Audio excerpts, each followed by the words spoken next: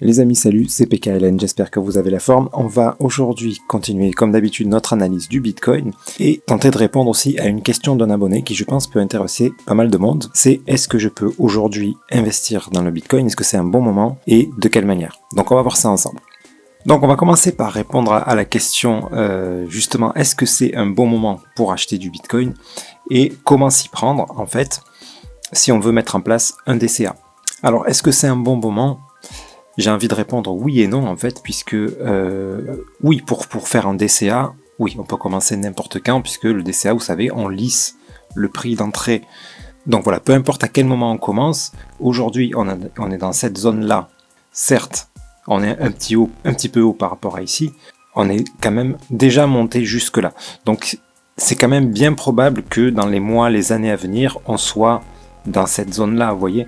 Donc dans tous les cas, on profite. Donc c'est jamais trop tard pour commencer un DCA. Maintenant, la question de l'abonné, que je salue au passage, c'était est-ce que je mets une bonne somme maintenant et après je fais un DCA avec une somme 10 fois plus basse chaque mois. Là j'ai envie de répondre non. Parce que ça aurait été dans cette zone-là, en bas d'une chute, j'aurais dit oui sans hésiter. En plus, là, le mouvement ralentissait. Dans toute cette zone-là, on pouvait faire ça. Aujourd'hui, moi, je pense qu'il est préférable d'entamer un DCA immédiatement, mais avec directement un prix lissé. C'est-à-dire, plutôt que de mettre, mettons, 1000 balles et après 100 balles chaque mois, je pense que c'est mieux de mettre tout de suite, mettons, 150, 200 balles par mois. Pourquoi? Parce que on vient d'avoir cette grosse impulsion après toute cette montée. Donc, dans tous les cas, à un moment donné, même si ça monte encore un peu, on va se retrouver avec une correction weekly. Et donc, dans le pire des cas, on devrait se retrouver à peu près avec le même prix lissé. Mais si jamais il se produit ce qu'il est possible qu'il se produise, je dis pas que ça va arriver, hein, bien sûr ça on n'en sait rien, mais c'est possible qu'on ait ça aussi. Si on a mis la majorité de notre investissement ici, c'est dommage. C'est dommage, on va pas profiter de tout ça puisque on n'aura plus forcément d'argent à mettre. Ou alors ça sera vraiment des petites sommes chaque mois. En soi c'est pas dramatique, hein. Quand on arrive là ça changera pas grand chose, mais quand même, moralement je pense que ça sera plus difficile à vivre.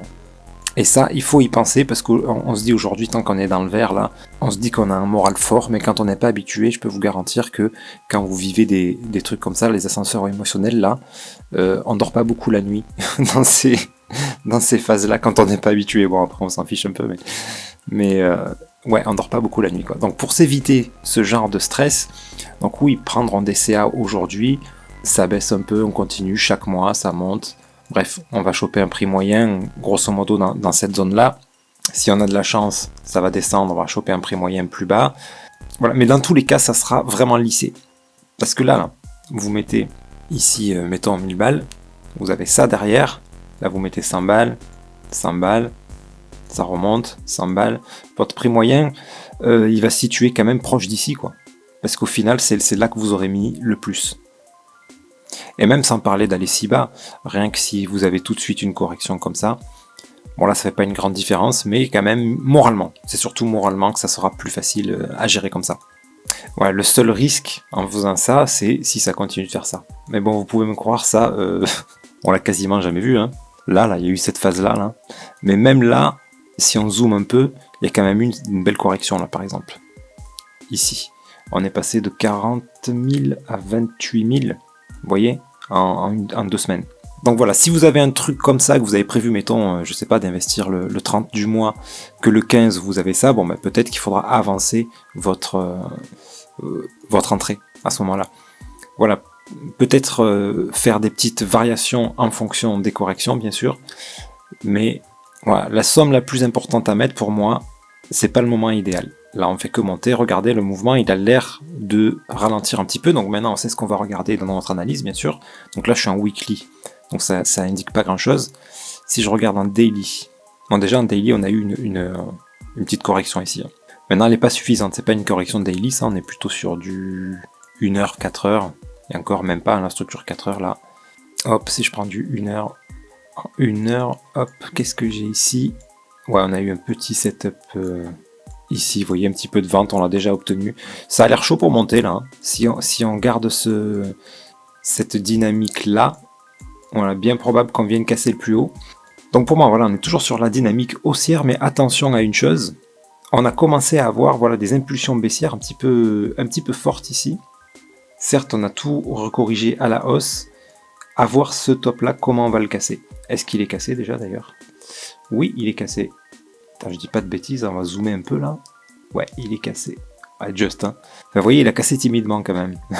Donc à voir si on a encore une big impulsion, correction. Bon, peut-être que le mouvement haussier n'est pas encore prêt à faire une correction plus grande. Mais voilà, cette impulsion-là, un jour ou l'autre, elle va corriger un peu plus sérieusement. Donc là, si ça monte comme ça, que ça s'essouffle, il faudra prévoir voilà, une plus grande correction comme ça.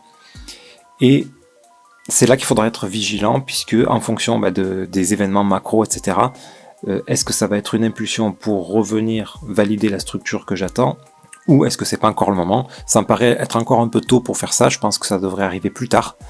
Mais voilà, ça c'est que ce que je pense, le marché il fera ce qu'il voudra, bien entendu. Parce que vous voyez là, on a une tendance comme ça là, donc il y a de bonnes probabilités qu'à un moment donné, on vienne corriger au moins pour venir retaper ici, au minimum, si on va pas plus bas quoi. Ok? Donc voilà, pas de stress là pour investir aujourd'hui dans le Bitcoin. Moi je dis commencer un DCA, oui très bien, mais attention de ne pas trop mettre d'un coup tout en haut d'une impulsion, et après on risque de se retrouver pendant des semaines, voire des mois, à corriger et à regretter un petit peu cette action. Bien sûr, comme j'expliquais aussi en commentaire, ça dépend de la mentalité de chacun. Si vous voulez ne pas vous embêter avec la structure, tout ça, c'est vrai que c'est un petit peu, ça peut être assez stressant. Donc si vous voulez mettre là une somme, investir chaque mois et regarder le graphique dans un an, bon là oui, ça peut fonctionner, ça va dépendre vraiment de votre état d'esprit quoi. Maintenant si vous surveillez le cours un petit peu tous les jours, etc., là c'est pas la meilleure solution. La meilleure solution, comme je rappelle encore une fois, c'est de commencer, mais avec vraiment de fractionner en part égale le montant qu'on a prévu de mettre, mettons, dans l'année ou dans les quelques mois à venir. Voilà, en part égale, comme ça, on commence, parce que sinon, si on attend le moment parfait pour commencer, on commence jamais en fait. Hein. Donc au moins on commence, on met un pied dedans, et puis on voit un petit peu chaque mois ce qui se passe, et on rajoute un petit peu chaque mois. Ça c'est de toute façon la méthode la plus saine, où on se prend le moins la tête. On fait un bilan au bout de quelques années, idéalement. C'est en général là qu'on fait les meilleurs profits. Ok les amis, voilà, donc je refais un petit récap sur l'analyse là. Donc je pars sur du vraiment court terme, parce qu'on n'a aucun signal sur un terme plus grand, si ce n'est que on va surveiller si ce mouvement s'essouffle. À ce moment-là, on attendra un signal pour de la baisse. Mais là, on n'a pas encore vraiment la réponse. Par contre, sur une plus petite unité de temps, donc là sur du court terme, ça, si ça continue à flag, là c'est un peu tôt là, mais si ça continue à flag comme ça, je verrai bien une cassure du top, là c'est bien probable. Par contre, moi personnellement, dans cette zone, je vais plus prendre de setup, ni à l'achat, ni à la vente. Parce qu'à l'achat, comme je vous disais, au plus on monte comme ça, au plus on a le risque d'arriver sur une correction plus grande, au minimum de la structure 4 heures, voire de la structure daily. Le risque est de plus en plus grand. Là. Donc là, les setups d'achat, moi je vais me méfier, je vais attendre au moins un setup d'achat daily, et là, je tiendrai un autre discours à ce moment-là. Si j'obtiens quelque chose comme ça, là, je prendrai les petits setups d'achat 1 heure, voire 4 heures. Ok les amis, voilà pour ce que je prévois de faire moi. J'espère que cette vidéo vous sera utile, qu'on aura répondu aux questions que vous vous posez, et puis je vous dis à très bientôt, et je vous souhaite une excellente journée. C'était PKLN, merci.